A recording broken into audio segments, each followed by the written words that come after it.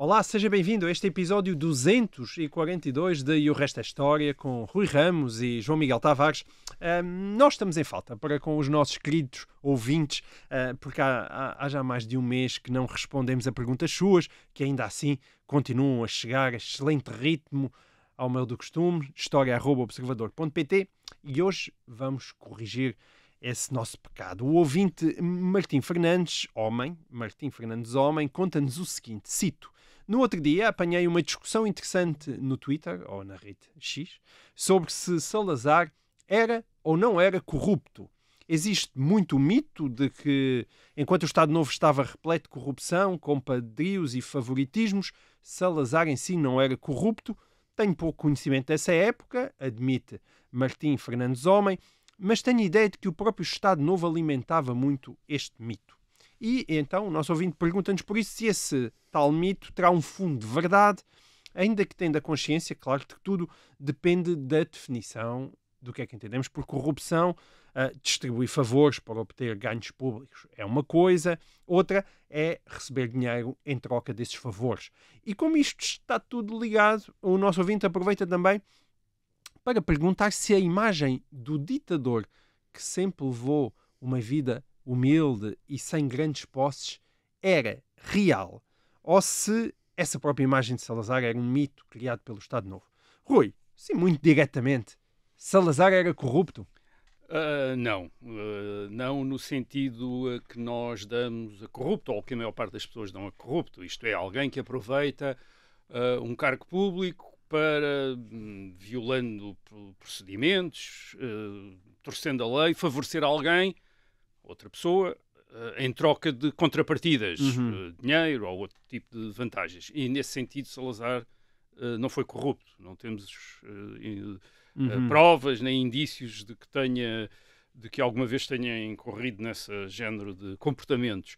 E, portanto, não era apenas era algo que o Estado Novo promovia, uma imagem do próprio Salazar, que o Estado Novo promovia, mas não era apenas um mito, isto é uma lenda sem qualquer base real.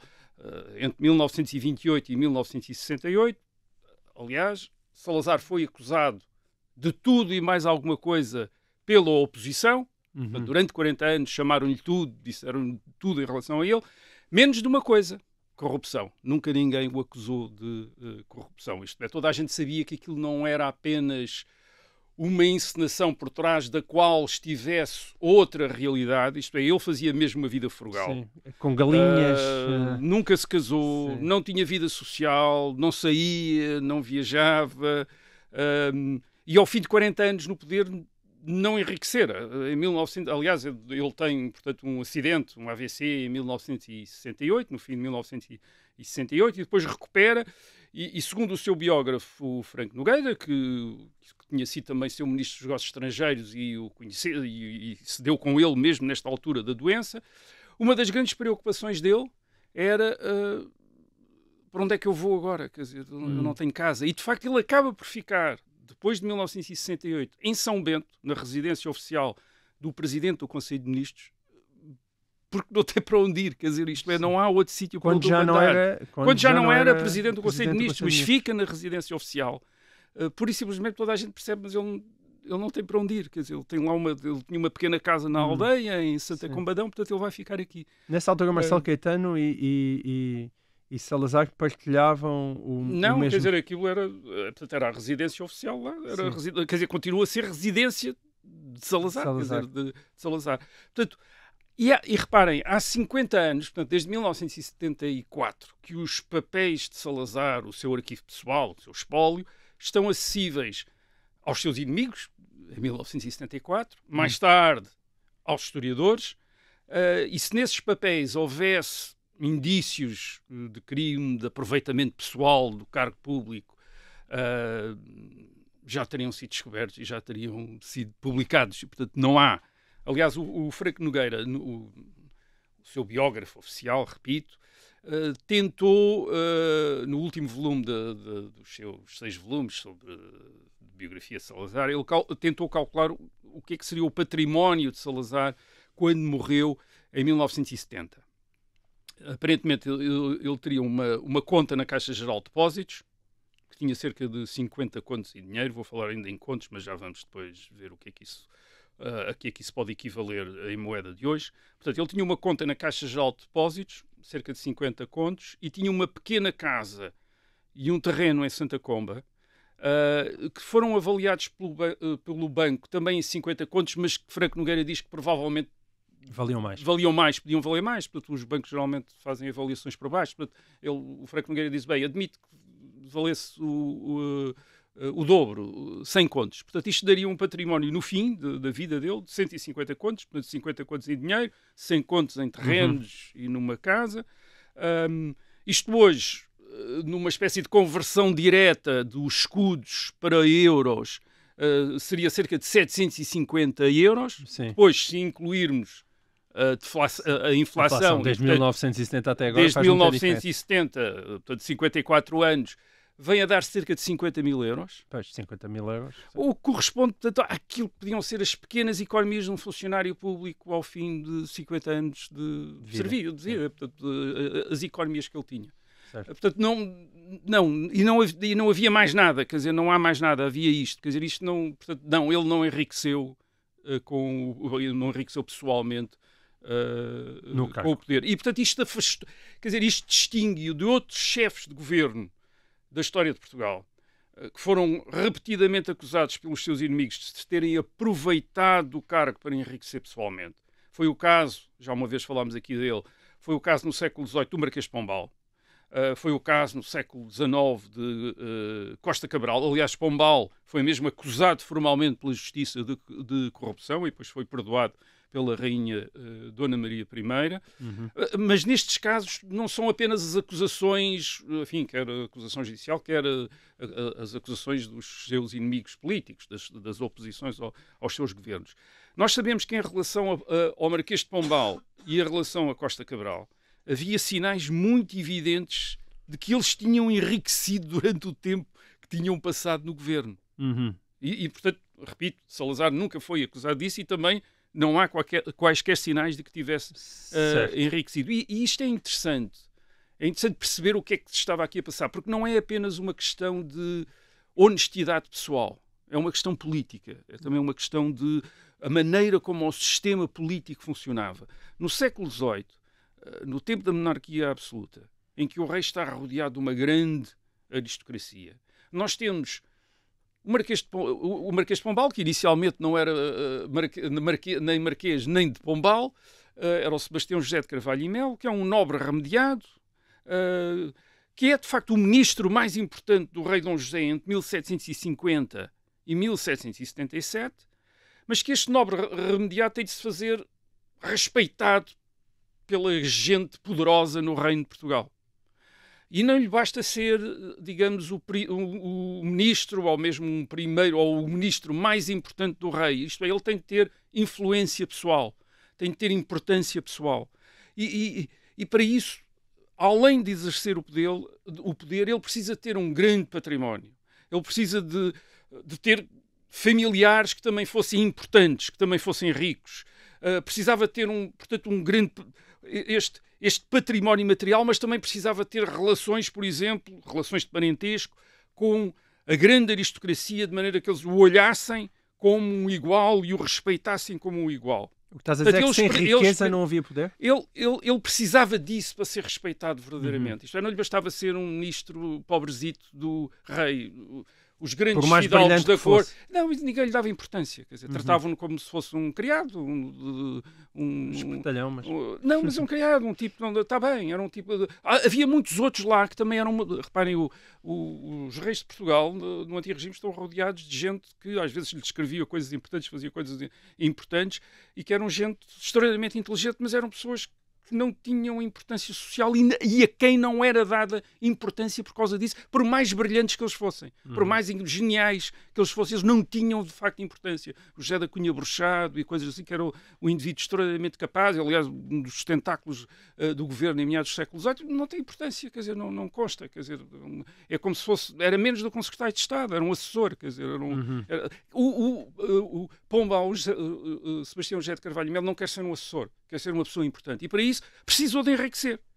Isto é, e precisou que os seus familiares também enriquecessem precisou de forçar alianças de parentesco, casamentos dos seus filhos com filhos da aristocracia, para eles o aceitarem como parente, quer dizer, como um parente direto, e o reconhecerem como um parente, e foi isso que ele fez. Enriqueceu, promoveu os irmãos de repente também se tornaram todos importantes, casou os filhos na grande aristocracia, e a partir daí tornou-se isto é, os Pombais, na segunda geração, são grandes do reino, quer dizer, fazem parte da grande nobreza do reino de Portugal. Ainda há pouco tempo falámos de Napoleão, a história também parece bastante semelhante. Também a lógica chegar a imperador, casar com a filha do imperador da Áustria, isto é, ser aceito como monarca, como aos outros monarcas europeus. Portanto, exatamente, é mais ou menos a mesma Nós tendemos a olhar lógica. para a corrupção como uma questão de caráter, digamos assim, mas o que tu estás a dizer... É que era uma questão política também. Questão política, isto é, não era apenas,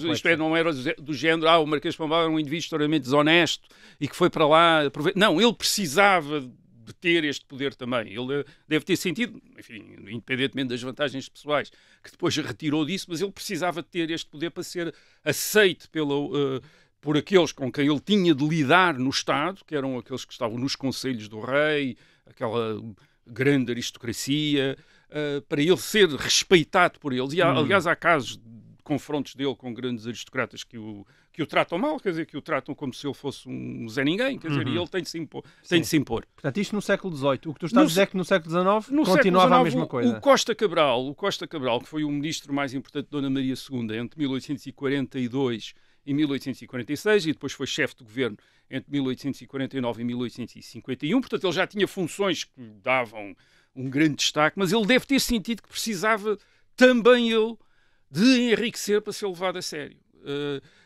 Ele era um modesto advogado de província, quer dizer, o que ele inicialmente era, e de repente, nos anos 40 e 50, vê-se, o país veio a comprar a cerca e uma parte das edificações do convento de Cristo em Tomar. Ele depois vem ser conde e marquês de Tomar, quer dizer, precisamente porque comprou ali aquela propriedade, os mosteiros tinham sido distintos e, portanto, estavam à venda quer os terrenos, quer o património edificado, quer às vezes os recheios de conventos, e portanto, Costa Cabral comprou isso, obviamente toda a gente estranhou onde é que ele arranjou dinheiro para comprar aquilo. Depois até chegou a convidar a rainha para o visitar no seu palácio. Portanto, ele achou que precisava ter esta importância para ser também levado a sério entre a elite política, agora de um Estado liberal, de um Estado representativo, mas em que o poder continuava a ser mais respeitado quando estava associado à importância social. Mas tu, ao mesmo tempo, tu estás a dizer que socialmente já existia quem apontasse o dedo. Não, tal como já existia quem apontasse o dedo ao Marquês de Pombal, ao Marquês de Pombal no século XVIII. Aliás, quem existia quem apontasse o dedo e em termos de justiça, quem apontou o dedo. Disse, o senhor é corrupto, ele foi acusado. Quer dizer, portanto não, tu estás há uma censura. Que existe uma censura social. Há uma censura social, mas uma necessidade política. Mas ao mesmo tempo uma sensação ou uma necessidade por parte de quem chega a estes cargos vindo de baixo, que é o caso do próprio Marquês de Pombal, que é o caso de Costa Cabral no século XIX, de fazerem corresponder o poder político que exercem a uma importância social. E essa importância social, obviamente, tem de estar baseada na riqueza, na ostentação da riqueza. Repare, o Costa Cabral não é por simplesmente alguém que tivesse enriquecido e tivesse o seu dinheiro guardado secretamente. Não, ele precisou de comprar o convento, enfim, não foi exatamente o convento de Cristo, mas comprar o convento de Cristo, fazer lá um palacete, convidar a rainha, exibir a riqueza. Isto é, ele precisou disso, quer dizer, tal como o Marquês de Pombal também, através dos seus casamentos. Nós ainda podemos passar ao século XX, por exemplo, Afonso Costa, o líder do Partido Republicano e depois chefe de governo da República em 1913 e outra vez em 1915 e 1917. Ele também é acusado de ter aproveitado o tempo de governação para enriquecer. Ele é de facto depois um dos primeiros particulares em Lisboa a ter automóvel próprio, faz férias na Suíça, portanto tem uma vida também de ostentação de riqueza. No entanto, Afonso Costa já era um advogado rico antes de chegar ao governo, mas também um advogado rico em parte por causa da política, por ele ser um destacado líder do Partido Republicano. Havia empresas, mesmo antes de 1910, que o contratavam por... Um lobista, como hoje em dia se diz. Não era para isso, era para o representar em casos nos tribunais, etc. Quer dizer, porque sabiam que ia dar-lhes sempre grande destaque, iam ter a imprensa republicana toda a apoiar as causas que ele defendia e por aí fora. Ele nunca foi formalmente acusado de nada, tal como Costa Cabral também nunca foi. Agora, o aproveitamento pessoal do cargo público para fazer fortuna pessoal não é, de facto, o único critério para avaliar o que hoje chamamos corrupção. Isso era uma coisa que, aliás, que o ouvinte, referias na pergunta. Sim. Ou o ouvinte referia na pergunta. Hoje também não nos parece certo governantes favorecerem amigos, simpatizantes ou partidários em admissões ou promoções em empregos públicos ou em contratos com o Estado.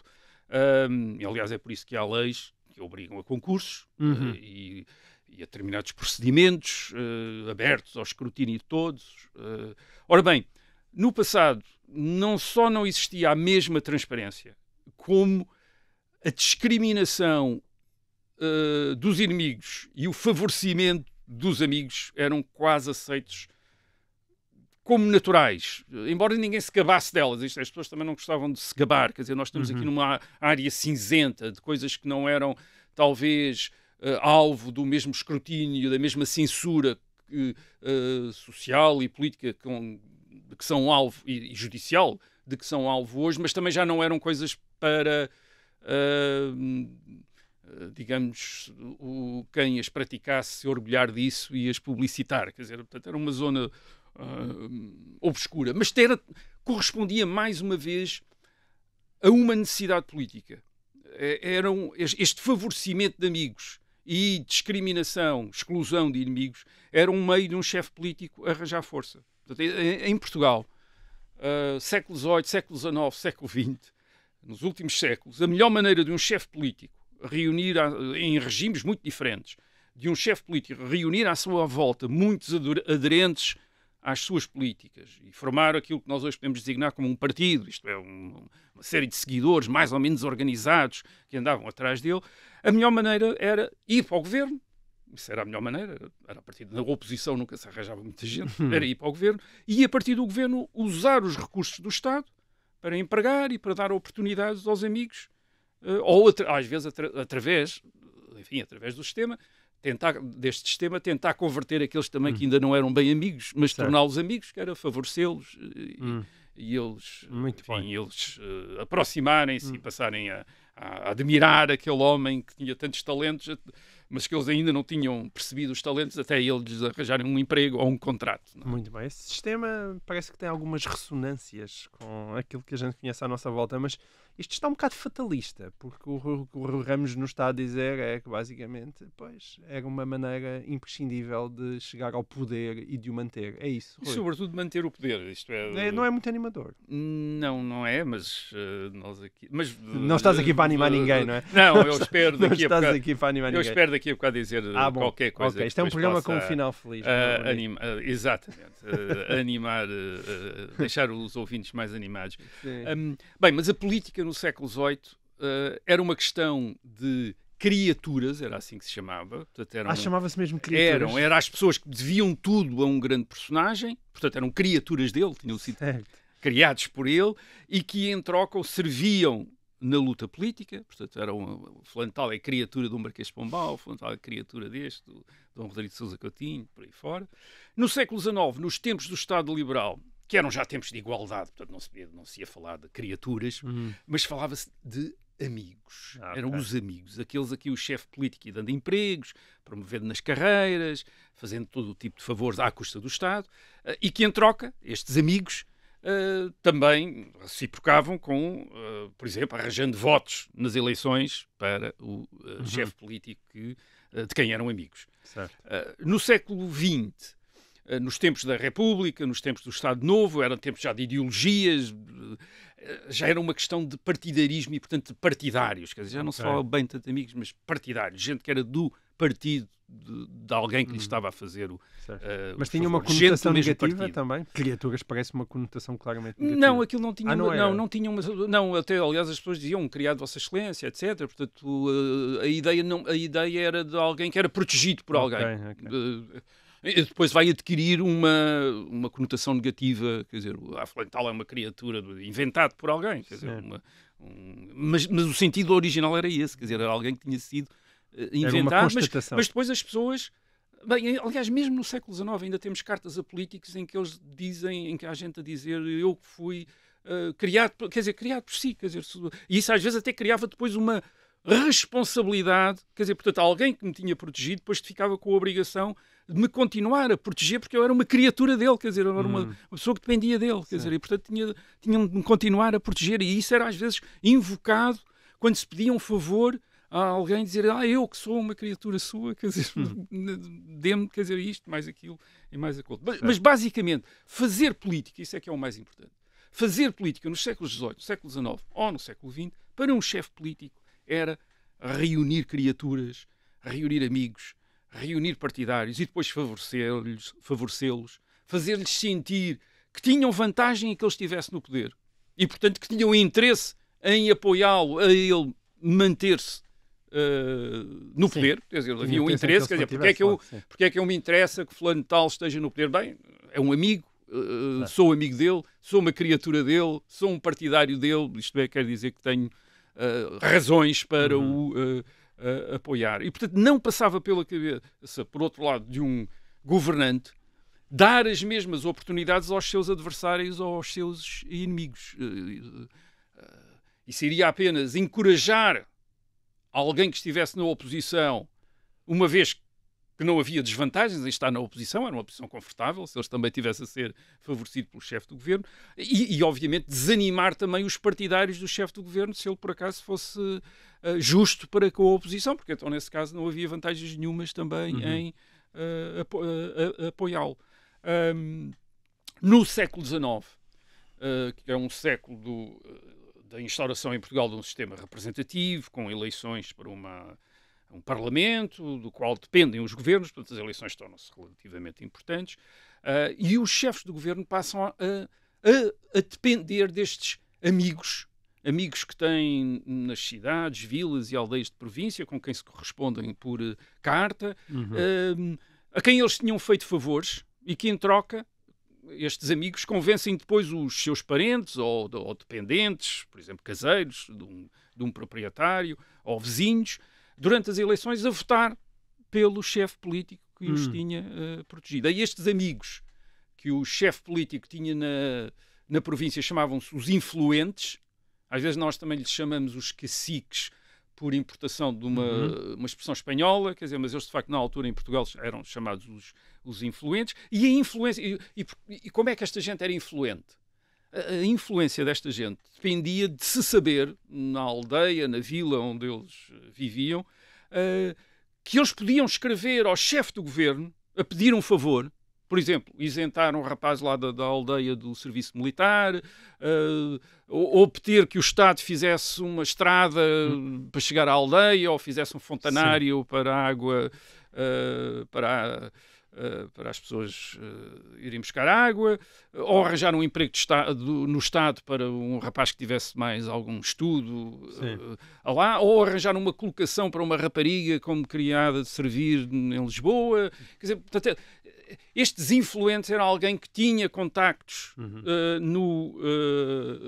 em Lisboa, junto do governo, ou o chefe do governo, ou ministros importantes, ou gente que se dava com os ministros e que também tinha importância, e portanto tinham influência, quer dizer, tinham uma influência em Lisboa que depois lhes dava influência localmente. Sim. Isto é, depois de Lisboa também, quando era preciso ganhar eleições naquela aldeia, escrevia-se também ao influente a dizer: então, vamos ter eleições, veja lá, e nós precisamos ganhar. E até porque a democracia ainda não era universal, não é? O voto ainda não era universal, o que fazia com que isso, esse controlo fosse mais apertado. Já era quase, mas não era um voto no século XIX, na segunda metade do século XIX, não temos ainda um sufrágio universal que incluísse as mulheres, mas já temos um sufrágio muito alargado masculino, mais de 70% dos homens já tinham direito de voto. E, portanto, isto tornava importante estes influentes locais para arrebanharem gente para, votarem pelo governo. E é por isso, quando nós hoje em dia vamos estudar estes políticos do século XIX, do século XX, e naqueles casos em que felizmente temos os seus espólios, isto é, o seu arquivo pessoal, a correspondência que tinham, isto é, por vezes antes do telefone, ou antes do telefone estar vulgarizado, portanto, escrevia-se muitas cartas à mão, e vamos ver aqueles pacotes de cartas, e a maior parte dessa carta não é de gente a discutir teorias, nem políticas públicas, nem questões ideológicas, é gente a pedir favores, a meter cunha, a meter aquilo que nós hoje chamamos cunhas. Eu lembro-me de ter estudado o espólio de um ministro de um governo de 1859 e ele tinha reunido toda a sua correspondência enquanto tinha sido ministro numa espécie de pacote grande que tinha fechado e tinha dito correspondência recebida enquanto eu fui ministro. E, enfim, cento e muitos anos depois, devo ter sido uma das primeiras pessoas a abrir aquilo e ver aquela correspondência. Bem, 95% era gente a pedir-lhe coisas, quer dizer, era pedidos. Era literalmente pedidos, era gente a dizer tenho aqui um rapaz, tem imenso talento, etc. Podia dar um grande funcionário público. Tenho aqui um rapaz, coitadinho, vai-se casar e agora vai ser chamado para a tropa, veja lá se pode e para haver tantos pedidos, etc. quer dizer que muitos deles não ficavam sem resposta, não é? Senão eles extinguir-se-iam. Claro, as pessoas pediam por alguma razão, não era só para praticarem caligrafia, quer dizer, e gastarem selos de correio, quer dizer, era porque obviamente aquilo tinha resultado. E, portanto, quer dizer, a política na monarquia constitucional do século XIX, na Primeira República, no princípio do século XX, era basicamente isto. Quer dizer, era isto numa sociedade em que quem queria tratar de alguma coisa que envolvesse o Estado, a primeira coisa que tentava fazer era descobrir alguém que tivesse ligações com políticos importantes para ver se facilitavam as coisas, quer dizer, às vezes até não era para violação da legalidade, era para obter aquilo que tinham direito por lei, mas quer dizer, mas ninguém pensava que pura e simplesmente por terem direito por lei as coisas chegavam, era preciso olear o sistema, era preciso era preciso um conhecimento, ter um conhecimento e a partir desse conhecimento, isto é, alguém que sabia, alguém que mandava, esse alguém que mandava dar alguma atenção, porque senão a ideia que havia era que as coisas não funcionavam. Sim, mas a vida de quem recebia os pedidos também devia ser um inferno. Não é? Não era nada fácil, quer dizer, e isso vê-se também nos espólios dos políticos, porque eles às vezes, porque aquilo não há um pedido para cada lugar um pedido. Não, cada lugar, por exemplo, um emprego no Estado, que se sabia que ia abrir, não tem só um pedido, quer dizer, tem dezenas de pedidos, dezenas de pessoas importantes a pedirem para... E portanto, também é preciso gerir não só os satisfeitos, mas os insatisfeitos. É a arte, exato. Não, é porque quando se satisfazia alguém, deixava-se dezenas de outros insatisfeitos. Sim. Portanto, a arte do político era gerir isso, quer dizer, era arranjar a maneira de justificar junto de determinadas pessoas porque é que ele não podia satisfazer esse pedido.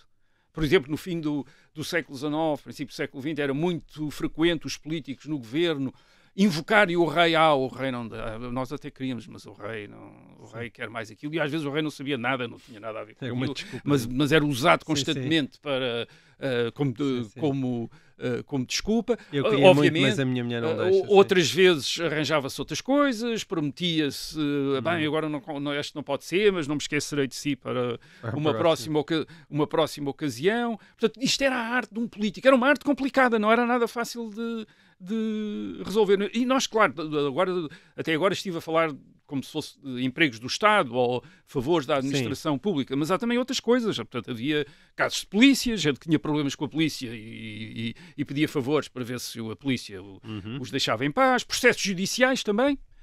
Havia aí até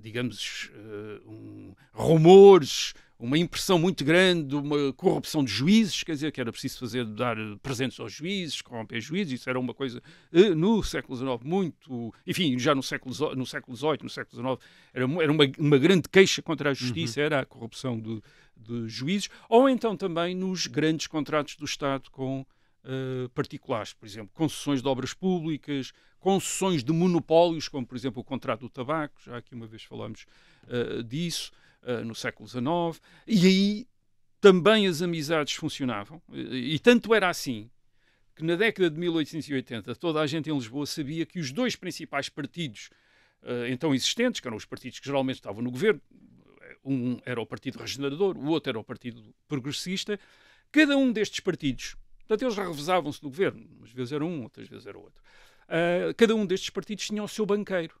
Quer dizer, o Henrique de Borné era o banqueiro dos regeneradores e o Marquês da Foz era o banqueiro dos progressistas. Isso queria dizer que um destes, quando o seu partido estava no governo, cada um destes banqueiros ficava com os contratos todos, quer dizer, e as empresas que ele organizava ficavam todas com os contratos. Isto dizia-se, mas aqui nós podemos saber alguma coisa. Por exemplo, nós... No fim da década de 1880, em Lisboa, há um grande escândalo, que é o chamado escândalo Herzin, que era um empresário francês que quis ficar com o contrato das obras do Porto de Lisboa. E, portanto, constituiu uma empresa para ficar com as obras do Porto de Lisboa. E correu logo rumores de que ele tinha corrompido, quer dizer, políticos para ver se ficava com o contrato. Mas isto era o que diz. Mas há um político que morre e nessa altura também, inesperadamente, e no espólio dele, o que é que se descobre no espólio dele? Uma quantidade enorme de títulos da companhia do Herzin. Isto é, o Herzin tinha andado a distribuir títulos da sua companhia, da sua empresa, por políticos. Eram títulos que valiam pouco naquele momento, mas se ele obtivesse o contrato, passavam a valer muito. E, portanto, aquilo era, de facto, uma forma de corrupção, e aí temos indícios mesmo, enfim, há mesmo indícios de que ali havia mesmo corrupção e houve mesmo corruptos ali, e aquilo causou um escândalo enorme em Lisboa. Aliás, numa altura em que também há escândalos por toda a Europa. Por exemplo, na República Francesa também há um grande escândalo com os títulos do Panamá, no princípio da década de 90. É uma época entre a transição dos anos 80 para os anos 90 na Europa, de muitos escândalos desta altura. Aliás, é uma época também de que nós hoje chamaríamos movimentos políticos populistas. Aliás, nos Estados Unidos chamavam-se mesmo populistas, quer dizer, chamavam mesmo populistas, que é de gente revoltada depois com estes escândalos sucessivos. Agora, isto correspondia, de facto, a uma convicção dos chefes políticos, e uma convicção que o Fontes Pereira de Melo, que é o principal líder político em Portugal entre meados do século XIX e a década de 80, está quase sempre no governo, e o Fontes Pereira de Melo diz a um colaborador seu uma coisa, eu agora vou parafrasear, não vou exatamente citá-lo, mas o sentido era este. Ele diz, bem, isto politicamente, os atos de governo a favor da sociedade, a favor da coletividade, nunca nos trazem votos absolutamente nenhuns. O que importa aqui são os favores feitos a indivíduos. Em política, a única coisa que funciona é favores feitos a indivíduos. O resto não é politicamente valorizado. Isto era a convicção de alguém que teve 30 e tal anos à frente da política portuguesa que tinha. Bem, certo, e agora passamos... Mas então agora deixa-me perguntar de facto, porque nós começamos com a afirmação de que Salazar não era corrupto. Mas... tendo em conta tudo aquilo que tu disseste até agora, essa afirmação não faz sentido. Parece que então Salazar era um totó que não aproveitava como os outros e que não podia exibir esse seu poder para conquistar quem tinha à sua volta. Salazar não era pessoalmente corrupto. Isto não quer dizer que no Estado Novo não funcionasse de maneira muito parecida àquela que nós tivemos aqui a descrever em relação aos regimes anteriores. O Estado Novo era uma ditadura e, portanto, podia-se pensar que, por estar apoiado na força, não precisava destas redes de influentes, de amigos e de partidários, como precisavam os chefes políticos da monarquia constitucional ou da República. Mas não é bem assim. De facto, o Estado Novo é uma ditadura, mas também quer ser aceito na sociedade portuguesa. Quer dizer, não podem ter um polícia atrás de cada pessoa. Portanto, têm de ter amigos e partidários também. E, além disso, também quer outra coisa. Quer que os seus adversários não ocupassem lugares importantes, nem obtivessem vantagens do Estado. Portanto, o Estado Novo, sim, discriminava os inimigos. Aliás, portanto, aqueles que se manifestavam contra o governo eram discriminados, aliás, até mesmo quase oficialmente, e favorecia os amigos, para quem eram reservados os empregos, os contratos, essas coisas todas. A cunha no Estado Novo era naturalmente a maneira de obter tudo, e aliás, os políticos do regime assentavam o seu poder precisamente nisto, isto é, na gestão das cunhas, mais do que na repressão. O regime assentava nas cunhas, quer dizer, de facto, era um tipo de sistema. O Duncan Simpson falou-nos aqui disso quando veio falar da PIDE. Era um tipo de sistema de mais do que suscitar resistência, suscitava clientelismo. Portanto, a vontade de aderir e de fazer parte, portanto, de se tornar um cliente no sentido da antiga Roma, isto é, um dependente, alguém que era favorecido, portanto, uma criatura, um amigo, um partidário, para tirar benefícios do sistema. Foi isso, precisamente, que o Duncan Simpson aqui nos descreveu. Mesmo a propósito de um órgão de repressão, como era a polícia política, quer dizer, a tendência das pessoas é para se aproximarem para fazer queixas, para fazer queixas e obterem favores, portanto, colocarem-se numa situação de que depois, mais tarde, podem também pedir favores, e portanto aquilo é o exemplo do que se passava à escala do sistema. Portanto, o espólio de Salazar aqui, porque nós chegamos ao final do nosso tempo. Nós vamos, de facto, continuar a falar deste tema e do espólio de Salazar, mas terá de ser para quem nos escuta em podcast. Quem nos está a ouvir em direto, eu despeço-me até para a semana.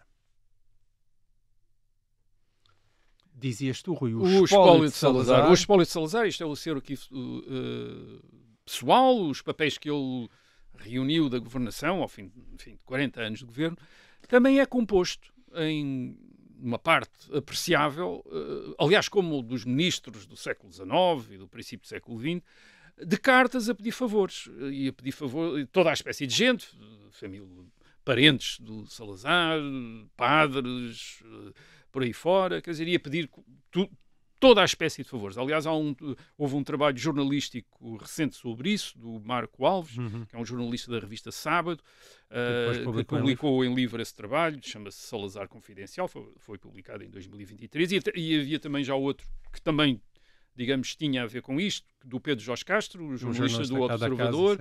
É um livro de 2009, chama-se Salazar e os Milionários, e que também dá essa relação. Portanto, no Estado Novo, a propósito, aliás, do livro do Pedro Jorge Castro, no Estado Novo também aparecem, tal como no tempo da monarquia constitucional e da Primeira República, alguns grandes empresários nitidamente favorecidos pelo governo.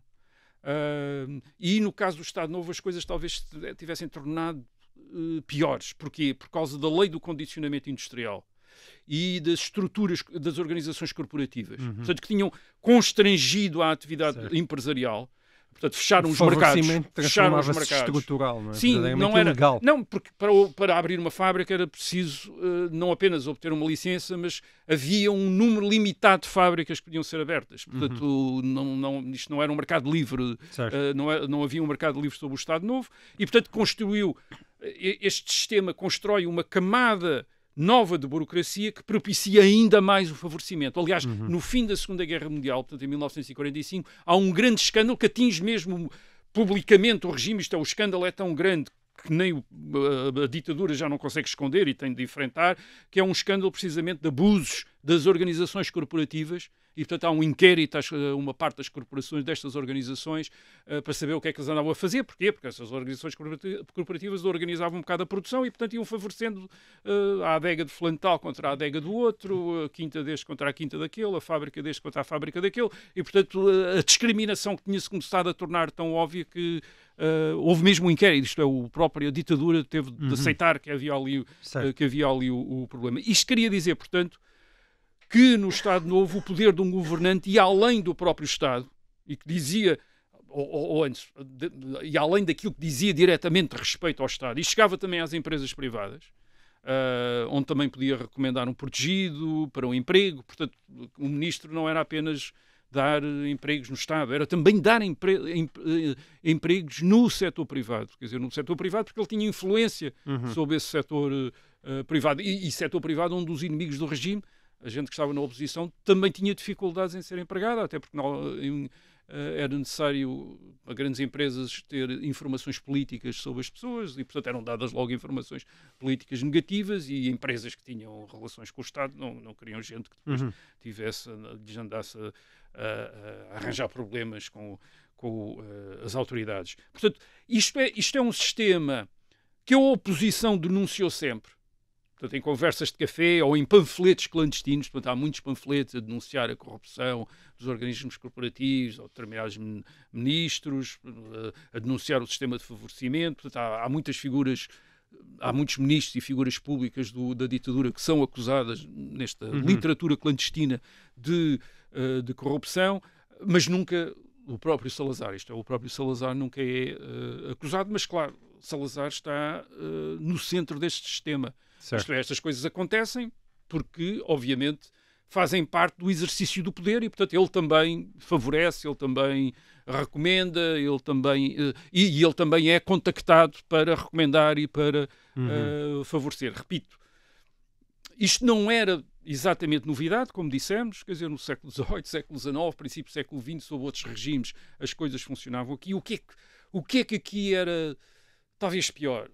É que nos regimes anteriores, sobretudo no século XIX, na monarquia constitucional e na Primeira República, há uma imprensa que denuncia e discute estas coisas. E há um parlamento onde há deputados da oposição a acusar os governos destas alegadas ou reais malfeitorias. No Estado Novo não há. Quer dizer, no Estado Novo não há nem deputados da oposição, nem há uma imprensa livre que pudesse discutir tudo isto. Quer dizer, portanto, as coisas pioraram neste sentido. O sistema está mais defendido em relação às críticas que lhe podem fazer do exterior. Mas deixa-me perguntar-te uma coisa sobre Salazar. Tu digas então que Salazar jogou no melhor dos dois mundos, ou seja, por um lado manteve no Estado Novo as estruturas de favorecimento que já vinham de tempos muito antigos, mas ao mesmo tempo, a nível pessoal, conseguiu jogar com uma cartada de seriedade e de anticorrupção que o beneficiou pessoalmente. Sim, não há suspeitas em relação a ele e não há aproveitamento pessoal dele. Há até uma lenda, isto é, constava comportamentos dele até assim um bocadinho excessivos em relação ao uso, por exemplo, de bens do Estado. Quer dizer, ele queria pagar tudo, quer dizer, se ia para uma residência oficial queria pagar água e eletricidade, porque achava que o Estado não lhe devia estar a pagar consumos para uso pessoal. Portanto, havia essas histórias que passavam para fora e dessa vontade dele manter-se completamente impoluto. Fazia parte, de facto, um pouco da aceitação dele como ditador. Isto é, portanto, é um ditador que não está a tirar benefícios pessoais, mas depois é um ditador que exerce o poder como se tinha de exercer o poder em Portugal. Por um lado, discriminando entre os inimigos e os amigos, quer dizer, isto é, excluindo os inimigos do regime. Portanto, havia essa primeira divisão. Os inimigos do regime não têm direito a nada, os amigos têm direito a quase, enfim, não diria a tudo, mas a quase tudo. E depois, entre os amigos do regime, esta distribuição de favores, que era obviamente feita por ministros, funcionários, mas também era em parte feita também por ele. Isto é, ele também distribuía lugares e, na prática, até quando as coisas eram muito importantes, ele devia funcionar como uma espécie de árbitro em última instância, quer dizer para onde é que vai então isto, vai para este ou vai para aquele, e portanto as pessoas apelavam a ele e ele colaborava nisso como parte do exercício do poder, da maneira como o poder se costumava exercer. Agora, como é que nós podemos julgar isto em termos do impacto que isto tem? Bem, isto tem impactos grandes em termos de injustiças. Muito provavelmente muita gente com mérito não teve o reconhecimento nem os empregos que lhes competiam por não serem amigos, não serem criaturas, não serem partidários nos vários regimes. Desigualdades. Estabelece imediatamente em Portugal uma grande desigualdade, quer dizer, entre aqueles que têm contactos no poder e aqueles que não têm, portanto é logo uma grande desigualdade. Faz parte, aliás, às vezes da ideia de pobreza, não apenas uma pobreza material, do ser pobre, o que é era um pobre, mas também o não ter ligações, não ter contactos. Portanto, um pobre era também alguém que não conhecia ninguém, digamos assim. Porque se conhecesse alguém já estava... Depois, muitas más decisões para o país, quer dizer, decisões que devem ter sido tomadas a favor de propostas que talvez não fossem as melhores, mas era a dos nossos amigos. Certo. E, portanto, resultou para a economia, para a educação do país, o pior professor escolhido em lugar do melhor professor, mas o pior professor é que era o amiguinho, quer dizer, e, portanto, arranja o lugar e fica ali a não ensinar, quer dizer, uma geração que pagou por um mau professor que se tinha ali no liceu ou na escola, que ser o pior, mas que era o amigo, portanto, há isso também. E depois há uma outra coisa, talvez tão grave como tudo isto, que é uma mentalidade também. Quer dizer, esta mentalidade que está resumida naquele provérbio do quem não tem padrinhos morre moro. Isto é aquela ideia de que, fundamentalmente, em Portugal, uma pessoa não depende só de si própria. E que a independência e do seu trabalho, a independência, a autonomia pessoal não são grande ideia, quer dizer, não são uma grande ideia. Quer dizer, a melhor ideia para se ingrar, para ser reconhecido, para obter rendimentos, para obter posições, é fazer parte de uma tribo, é servir alguém, quer dizer, é ser amigo, é ser criatura, é ser partidário de alguém. Quer dizer, e essa mentalidade, de facto, não é provavelmente a melhor de todas. Quer dizer, as pessoas... O que é que nós temos? Temos uma sociedade em que as pessoas não estão a concorrer entre si saudavelmente através dos seus talentos, através do seu trabalho, através da sua imaginação, através do seu mérito, mas estão a tentar concorrer entre si através dos contactos, através das ligações, através das cunhas, através das proteções. E eu acho que não estou a incluir aqui nenhum grau de juízo moral. Estou apenas a dizer que, funcionalmente, quer dizer, uma sociedade onde as pessoas concorrem entre si através do mérito e do trabalho, provavelmente vai ser uma sociedade mais rica e mais próspera e mais próspera do que uma sociedade onde as pessoas concorrem entre si através das cumplicidades e através das amizades que têm. Quer dizer, como me parece mais ou menos claro. Não é? Certíssimo. Mas, Rui, tu tinhas prometido um final feliz. É isto? Um final feliz que tu tens para apresentar aos teus ouvintes, Rui? Não, o final feliz é que... já foi pior. Não, quer dizer, hoje podemos discutir isto outra vez, não é? Quer dizer, esse é o final feliz. Podemos discutir isto outra vez. Podemos denunciar estas coisas, temos mecanismos de escrutínio, de identificação, de punição, de castigo destas situações que não havia antes.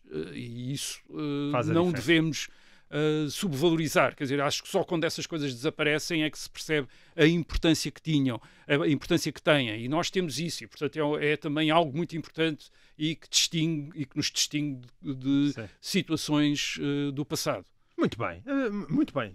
Acho que sim. Safaste bem com este... Portanto, já ficaram mais animados, certo? Já, com este último discurso, safaste isto um bocadinho melhor. Bom, nós voltamos com mais história para a semana. Até lá.